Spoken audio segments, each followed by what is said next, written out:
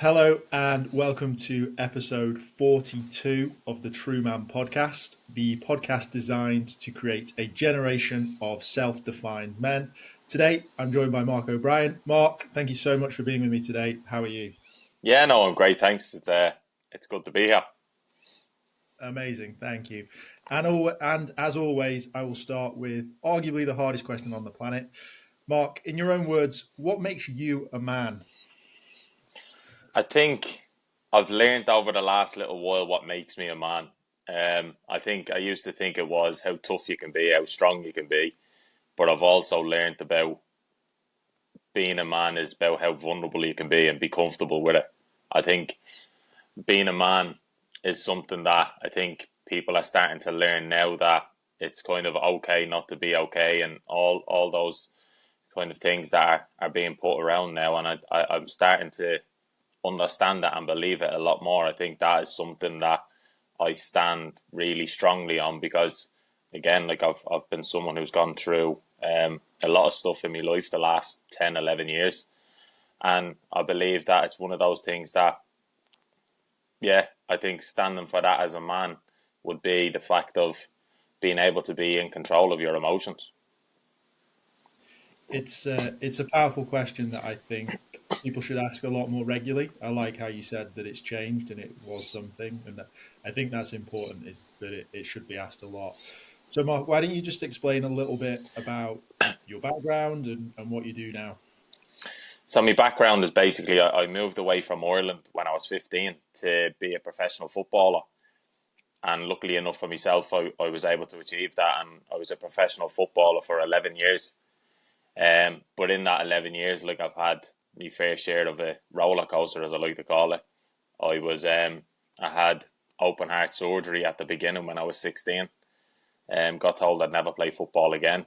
And I ended up playing football again after that professionally for 11 years, and moving up and down the country, trying to pursue a career that I know I was lucky to do, but because not many people get to do it. But unfortunately, at the age of 27, I had to retire again due to open heart surgery again, which I had a leak in my aortic valve all over again. And now I've got a metallic valve, which has been placed into my heart, and I have to be on blood thinners for the rest of my life. So I think once football finished 4 years ago, it was something that was probably the start of a lot for me to understand me as a person more than anything else. I think the background of it all was I didn't know who I was away from football. I hadn't got a clue the person that I was.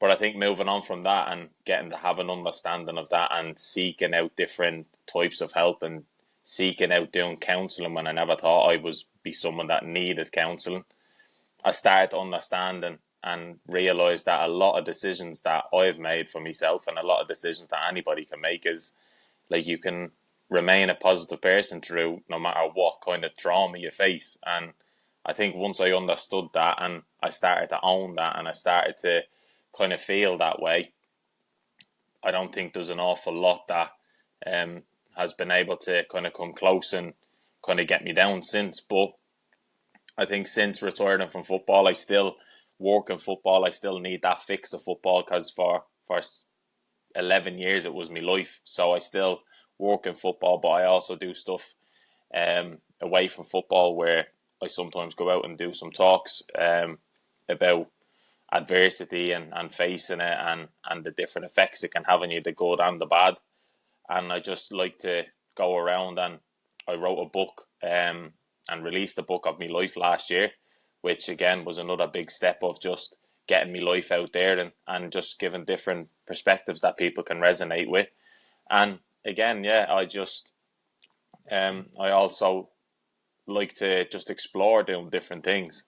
I think I went down the route of doing media for cardiac issues and heart issues. And as I say, it just opened my mind that the person that I was in football was always me. It was just that I played a character as a footballer, but it was me that made my job successful, not the job that made me successful. So I kind of had to learn a lot along the way, but I think we're up to scratch until now. So I think this is this is the full kind of lowdown on me in shorter terms. It sounds like you've packed in a lot in a short space of time, which is great.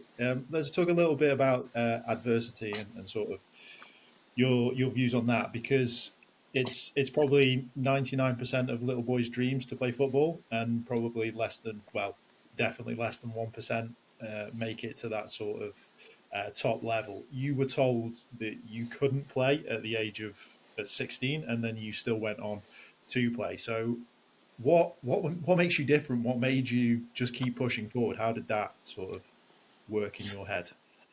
I think because of the love that I had for football, it was like no other. Like it's almost like the whole relatable thing of, if it's go after something you love, you don't take the first hurdle, or you don't crumble at the first hurdle. If it's what you want to do, you can keep pursuing it until somebody definitely says no more. So my love for football was always to the case of, yeah, I had doctors say to me, Mark, you'll probably never play at a professional standard ever again. And the only difference was I got given a small glimmer of hope, where when I had the operation, they said it might last me a year to a maximum of 5 years.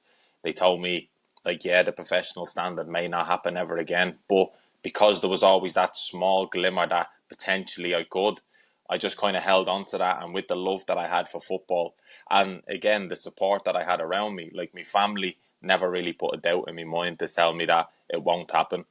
The club, Derby County, I was at, never told me this will never happen. And everybody just kept plodding along. And I think being 16 and very naive to what open heart surgery was, I never really paid attention to the operation. I kind of just looked at it to an extent of saying, well, this is what I need to do to get back playing. And then the open heart surgery is something that I look at and say it was the starting point for a lot of facing adversity head on through my career. So I always look back at what was a terrible time having the open heart surgery. It was the beginning of being able to look back at the open heart surgery each time I'd face something and say, well, if I can get back from open heart surgery, a cruciate ligament injury in my knee isn't going to stop me. And if I can get back from a cruciate ligament and an open heart, well, then this manager's opinion isn't going to stop me. So I always just had that core of love of football. But then even though I had bad experiences along the way, those bad experiences in my mind were ways to overcome the next thing. And they were always teaching me and growing me stronger. And I think that is something that from young, I was able to kind of gather in my head that, yeah, I've got back from this, so it's not going to knock me. And yeah, I felt down when these things happened, but I also had to pull myself out of it and say, well, no, the positive of it is that I can face it and I can overcome it and I will get back. And again, that served me a lot through my whole career. It's clear that there's a passion there, and that it's something that you just essentially couldn't let go of, and really wanted to keep doing. And I'm doing a lot of stuff at the moment around resilience and that side of things. And I think we're actually quite similar ages. We're sort of both early 30s, right? And I find that you see people wanting to get rich quick or retire early and all of these things. But I think resilience is one of those things that has to be earned through living. I don't think that you can just create resilience. I think you have to go through things and then essentially look in the mirror, right, and say, this is what I want to do, this is my purpose, and this is why I want to continue doing this. And no matter what's thrown at you from there, you can really start to just keep pushing forward, no matter, as you've said, what happens to you, right? Yeah, no, that's exactly what I've always thought, is that like a resilience does come from, you do have to get knocked back and you do have to fall at hurdles and you do need pick me ups from other people, but it's all stuff that is literally just molding you, and you don't even sometimes realize that it's molding you. And it's something that just slowly but surely, when you face other different adversities in front of you, it's something that you think, oh well, I can face this, and the next thing is I can face that. And every single situation you're going to come up to, and I'm a big believer in it now, is that everything is going to be uncomfortable. It's uncomfortable to face something. It's uncomfortable to have a certain conversation, and it's uncomfortable to say certain things. But everything that you've done in your life to this day, something along the way has always been uncomfortable, but now you might look at it and say it's comfortable. So I do believe that resilience is built over time in yourself. It's something that, again, like you say, everybody wants to click of the fingers and wake up tomorrow and now all of a sudden you're resilient and you're this and you're that. Like, something is that where this is something where I believe it's just over time. You've got to just allow it naturally grow and naturally get there. And like you say, some people are fortunate enough that they don't have to go through certain traumatic things and they don't have to go through certain things. And that is amazing for them. But I also believe is that you can still turn your traumatic times into a positive to say, well, I'm thankful this has happened, and I'm thankful because if that never happened, I wouldn't have been able to do this. Because I'm able to do this, that'll set me up for the next thing. And like you say, I just always believe that everything that you face or anything that you want to go through is all due to choice.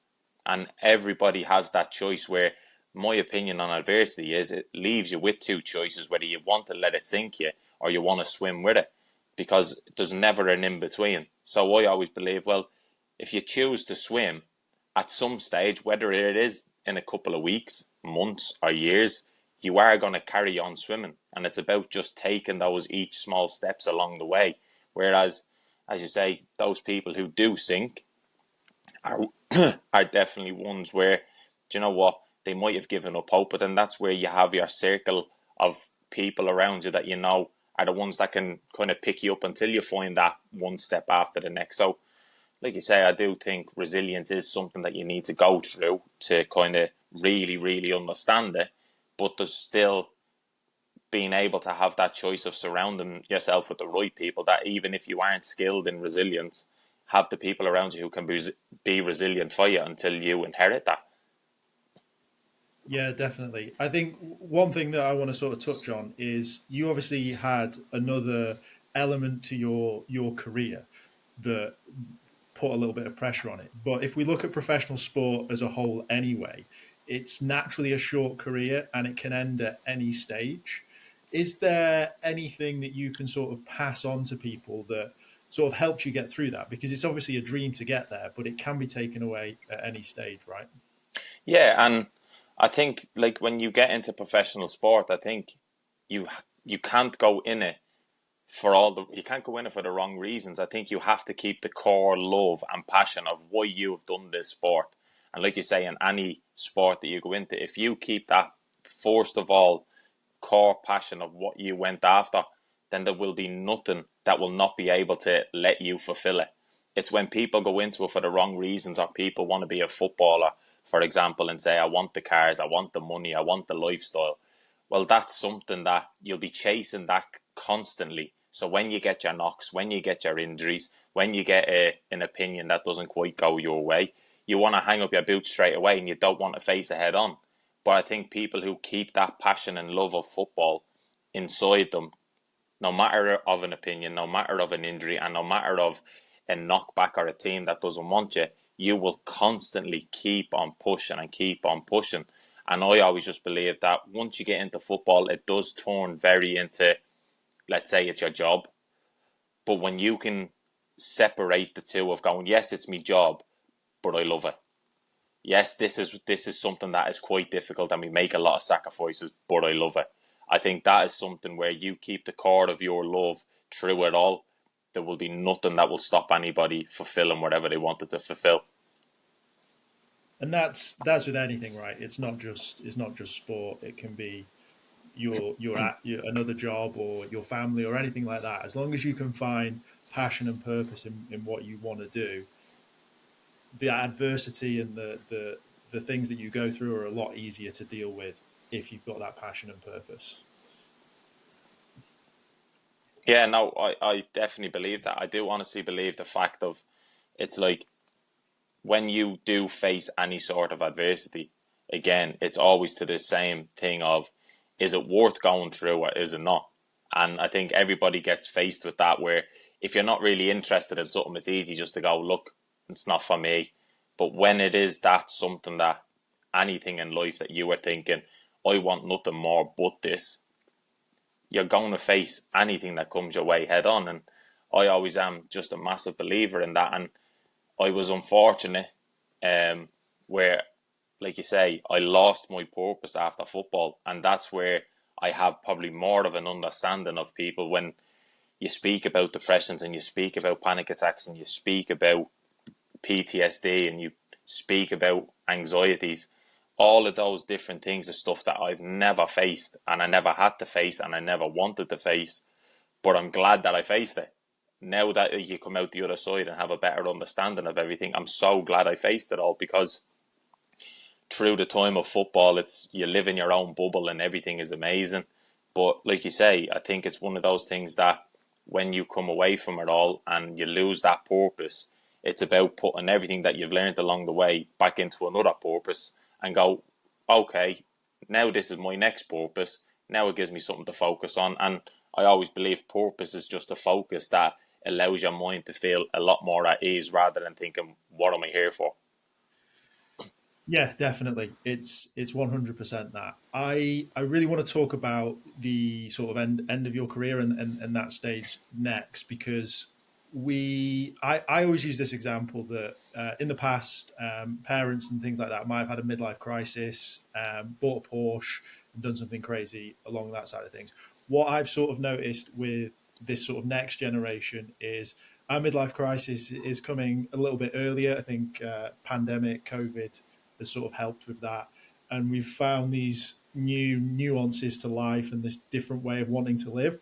But yours was just taken away from you because it's one, a condition, and two, sport is fragile like that. It can be sort of taken away from a very early age. And I always find it funny because a lot of people want to retire early, but with sport, it's sort of it's done for you. So what does that feel like?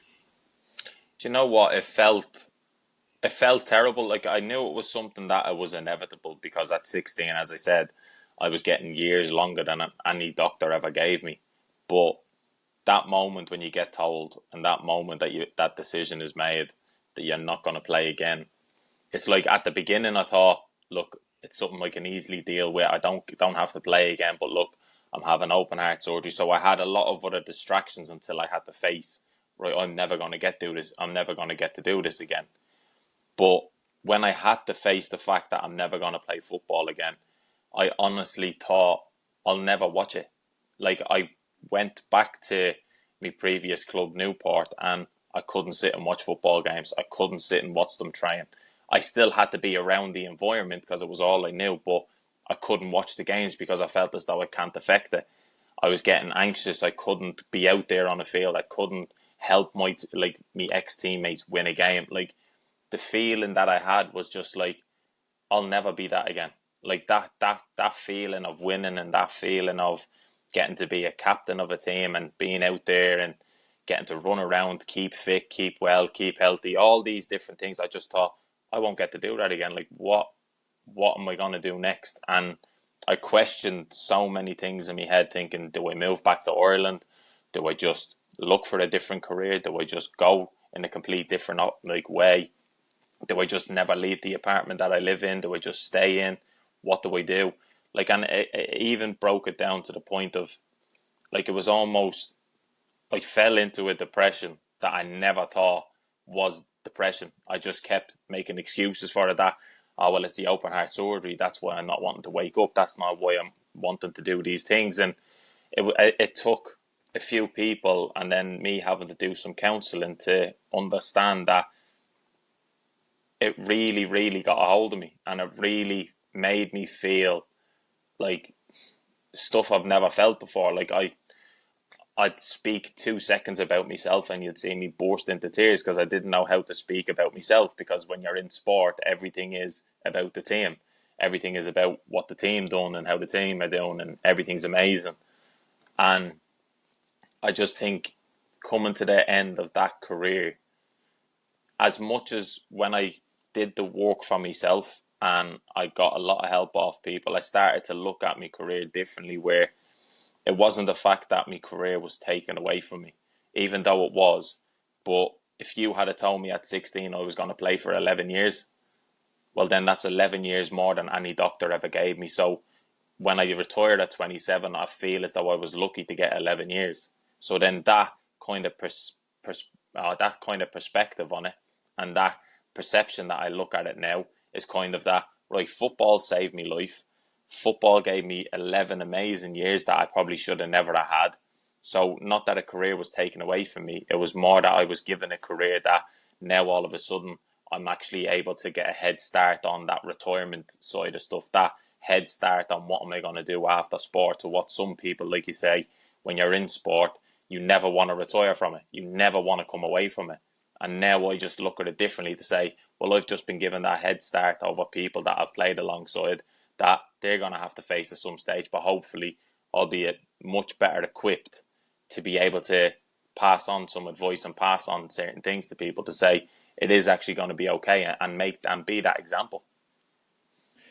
Is there support within the clubs, or is it just a case of your contract's done and thanks for your time? What does that look like? To be honest, it's kind of like when you get released from a club, it is that same thing of, well, look, it was great the years that you've had here and it's been amazing and you've done well for the club, but football doesn't stop, and it's exactly like life. Life doesn't stop moving, and the football club isn't going to stop moving just because you're gone.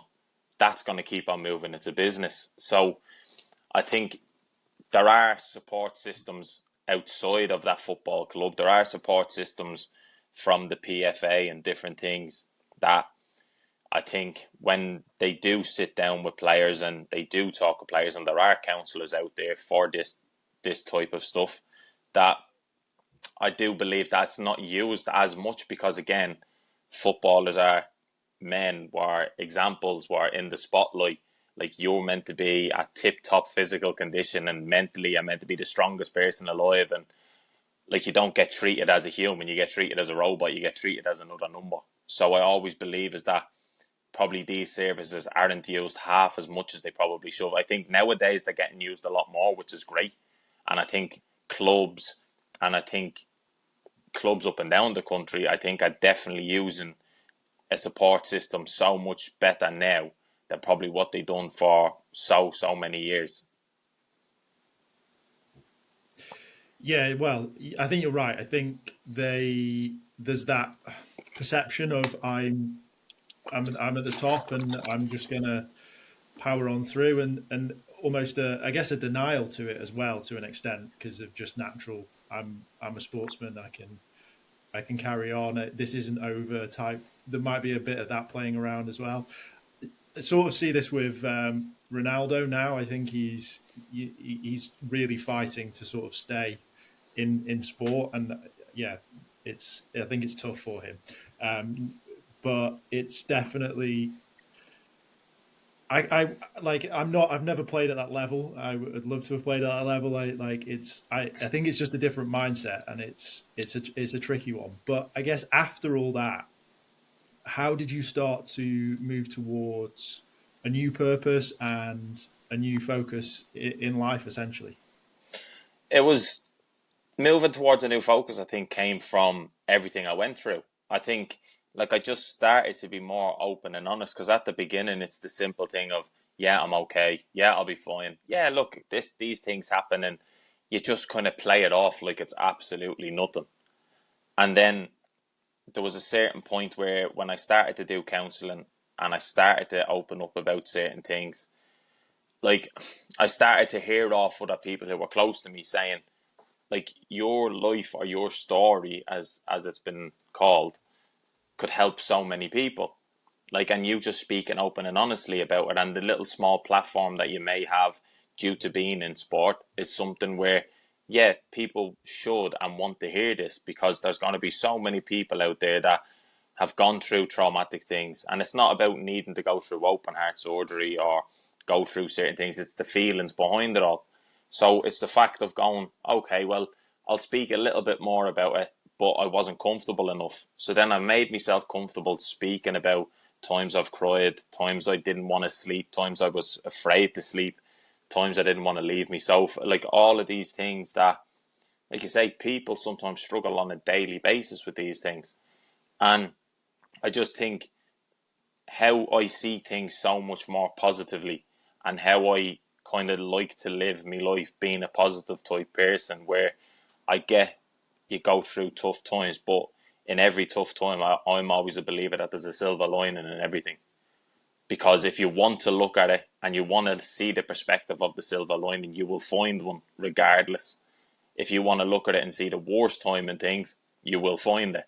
So it's almost about like you change your perspective and you change your perception of what you're going through and what you're seeing.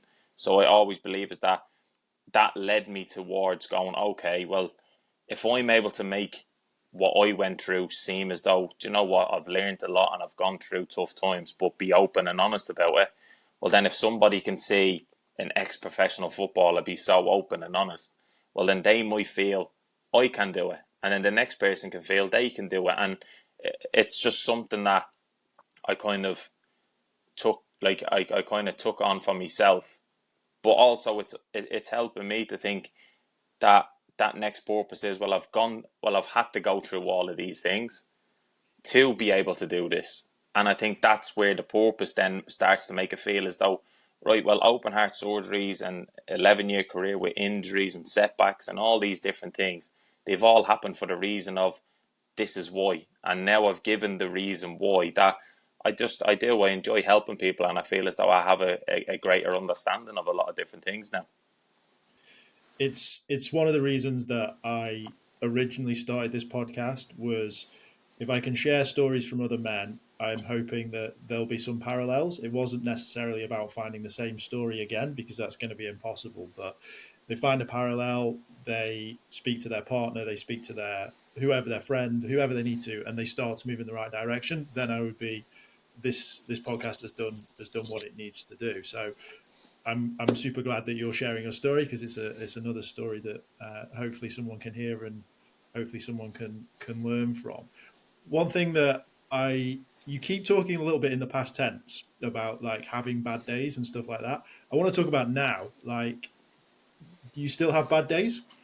Yeah, so to this day, I would still have bad days, but I do think they're a lot less. I think I've learned to be able to cope with them a lot better. I don't let what has happened to me have a hold of me. Like I have moved forward in so many different ways that, yeah, I could wake up tomorrow morning and I think that's already me getting off to a great start in the day. Like I've broken things down enough in my mind to be able to think, well, at one stage I had a doctor tell me that I had 24 hours to live. And now when I get to open my eyes, which again, anybody can take for granted because you can look a week in advance and think, well, next week I'm going to be doing this and next week, well, you don't even know if tomorrow's guaranteed. But yeah, it is something where I think to this day now, yeah, I still have days where I can feel not great.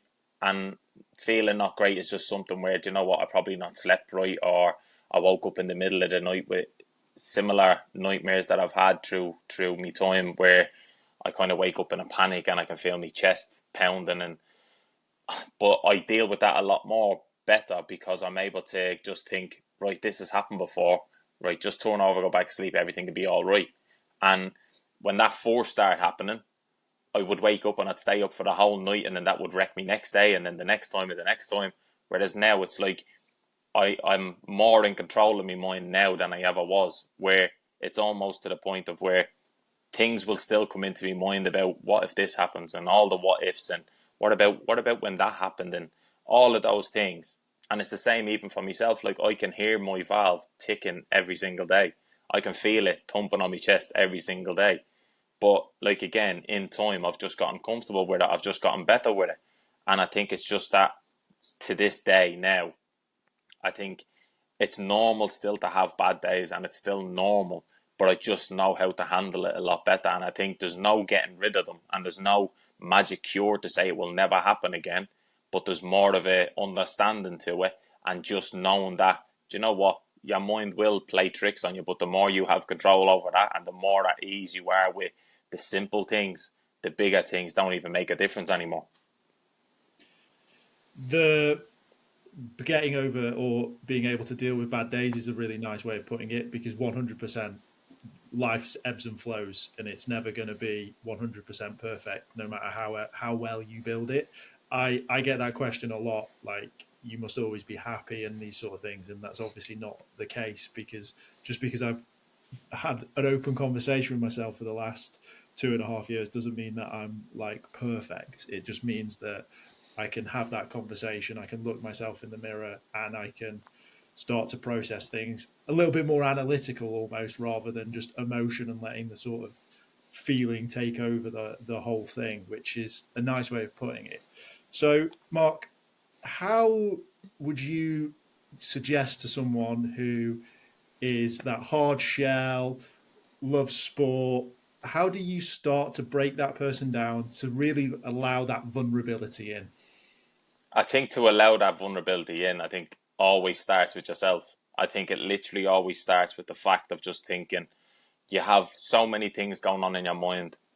When I was that hard and shelled of a person, I had so many things going on in my mind, but it was that first step of speaking about myself, whether that was like a short sentence, whether that was a paragraph of things, it was that small little thing of going, now it's about me.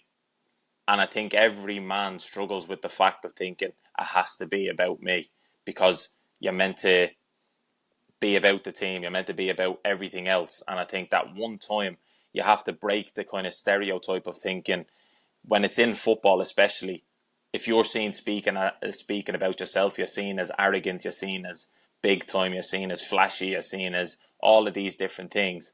Whereas, because that's been ingrained into you, you struggle to even say one nice word about yourself. And sometimes it's the fact of actually being able to be kinder to yourself, which is something I struggled with. It's something that I always had, said to me, Mark, you're too hard on yourself. Stop being hard on yourself. And I never understood what being hard on myself ever was, until I had to start sitting in it and thinking, just because I didn't exercise today, relax. You don't have to beat yourself up about it. Just because I didn't do something I was supposed to do, well, relax. Don't beat yourself up about it. So there's all of those things where, to break that hardened shell, I am a massive believer that it all starts with one conversation. One conversation of the fact of just going, actually, do you know what? I'm going to be honest today. And that honesty might just be how you felt through your career, or how you felt in that day, or how you feel exactly in this moment. Because that's the one thing I learned, is that the minute I started having those one open conversations with people, or one open conversation for myself, tears just kept coming out of me. And I just felt as though, why am I getting upset speaking about myself so much? Because I shouldn't be. I shouldn't be getting upset speaking about how I feel. But when you start to unravel that and unwind it, you start seeing the different things of going, actually, do you know what? I am very hard on myself, and I'm not giving myself that little bit of a break, and I'm very strict on myself. And then when that all starts to break and you get a better understanding of everything, then all of a sudden you start realizing your life becomes so much more relaxed. You stop worrying about the what ifs and the bigger picture and what's happening next week, what happened 10 years ago. You're starting to actually just focus on the day that you've got in front of you. And if that day is going great, brilliant. If it's not, but you still keep on going. And then you break it down again by the end of it and go, well, that's what happened today. But do you know what? Sometimes I think to myself is, if I get the opportunity of waking up tomorrow, well then, do you know what? It's an opportunity to be able to then change or go forward with what I need to go forward with. I don't dwell on too many things. When you answered the question, what makes you a man, you talked a lot about this sort of being able to now open up and the vulnerability side of things.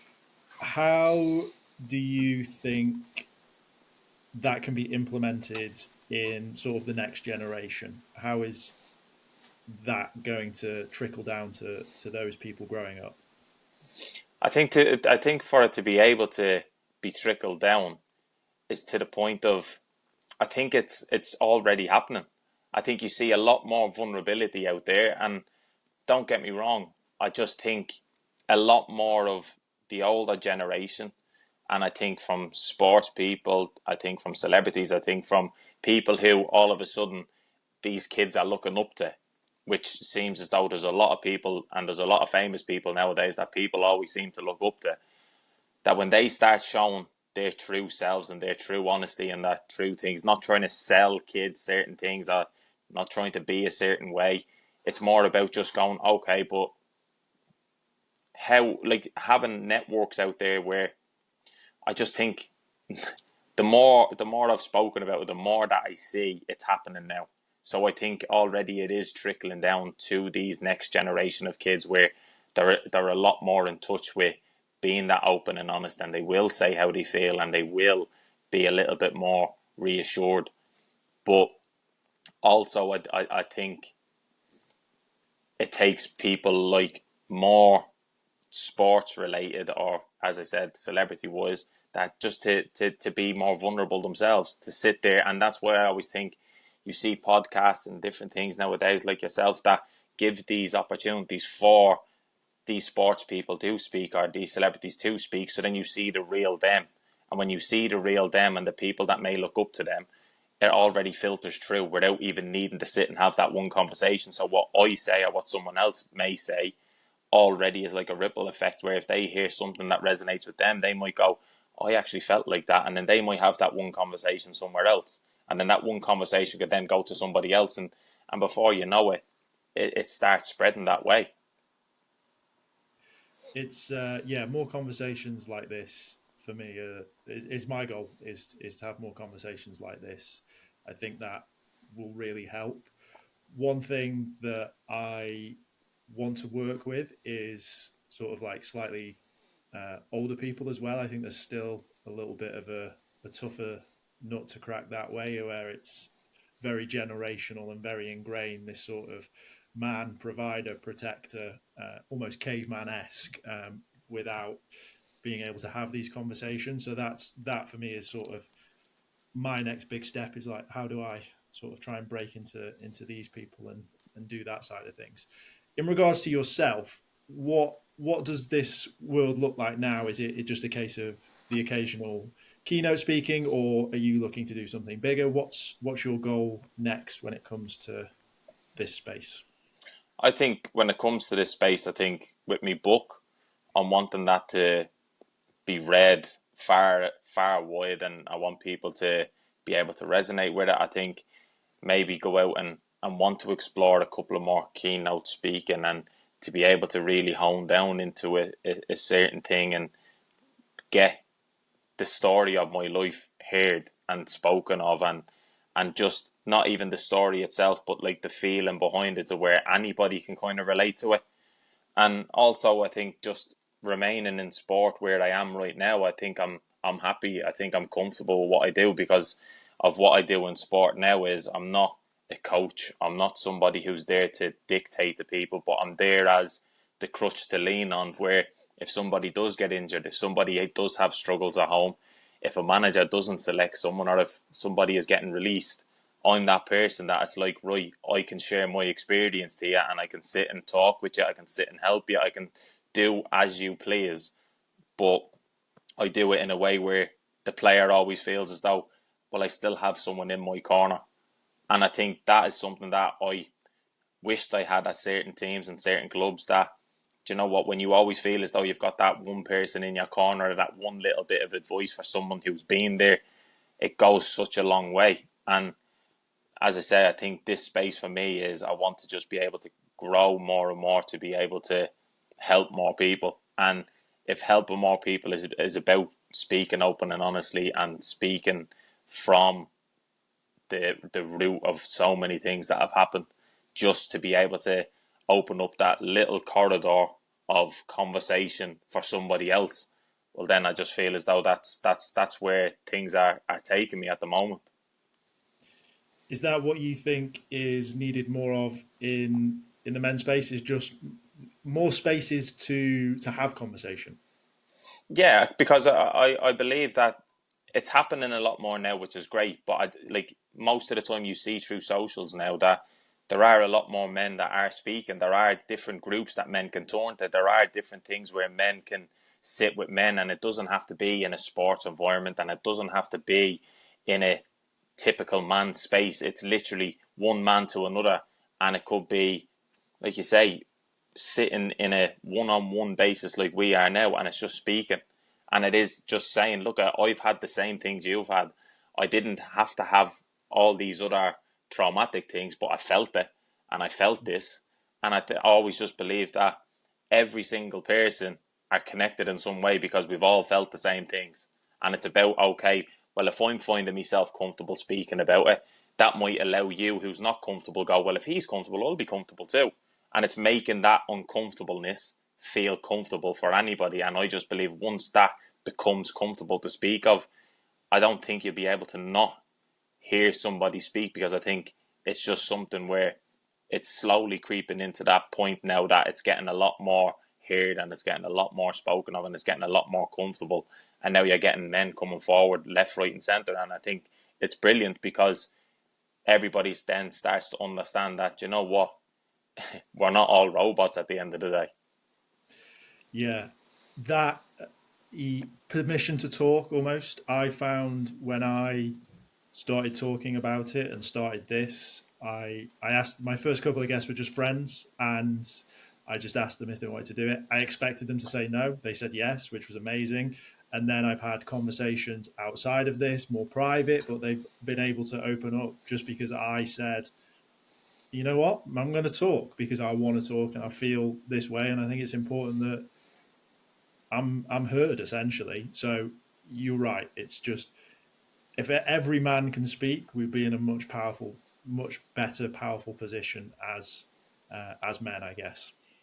Yeah, 100%. Because I do believe that it's one of those things that men are programmed, let's say, to be able to bottle it up and be able to go through tough decisions and tough situations. But I also believe there has to be that kind of space where you can sit with someone and just go and breathe, because there's only so much you can keep building up until you explode. And then that turns into what someone might see as anger and all these different things, where I just look at it in a sense of going, okay, it doesn't have to be on a massive scale. You don't have to be talking to different people in loads of different groups and all of this, but it might be just sit and have that one person for yourself to go, this person knows everything about me and I feel comfortable and I can just speak.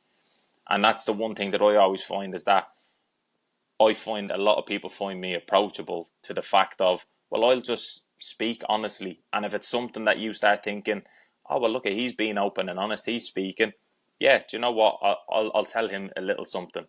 And then I'll tell him something a little bit more, because I think the difference is, what happens is, I thought it for myself at the start, was you feel as though you're going to get judged if you shed a tear, or if you felt scared, or if you didn't feel quite right, or that offended you, or this wasn't great. You almost feel as though you're being judged and you're being less manly for all these different reasons. Whereas now it's kind of like, no, you can feel all these things and we can all have the same different feelings. Doesn't make you any less of a man. And it's just about finding those right people and surround yourself with the right people that are willing to, as you say, make you heard, and you're not just kind of feeling judged for it. Those people you'll get better connections with as well, right? It's yeah. There's a lot of men that sort of don't have friends, have acquaintances and that sort of thing. But if you're able to have those conversations, they'll soon become very good friends very quickly, is what I've found as well. Like, just that bond of being able to share it is really powerful. Mark, I'll let you sort of wrap up and sort of say, where's the best place to find you? Where's the best place? When's the book and all of these things? But yeah, it's been an absolute pleasure to talk with you. So yeah, I'll hand over to you to tell people where to find you if they've loved what they've heard. No, honestly, I just want to thank you for giving me the opportunity. But like, through Instagram, I've got an Instagram, I've got LinkedIn, I've got Twitter. And yeah, like, my book is already out on Amazon. It's called Game of Two Hearts. And it is something that, like you say, hopefully if you read it, it's a story of a footballer, and there's loads of football stories in it. But I think the messaging is to the fact of, you can follow any profession and you can pursue it, and no matter what you get faced with, you can be successful and succeed in it. And as you say, it's just through all of those different things that we've just spoken about, I'm just glad of the opportunity to be able to speak of it. Amazing. Thank you so much for your time, Mark. No problem.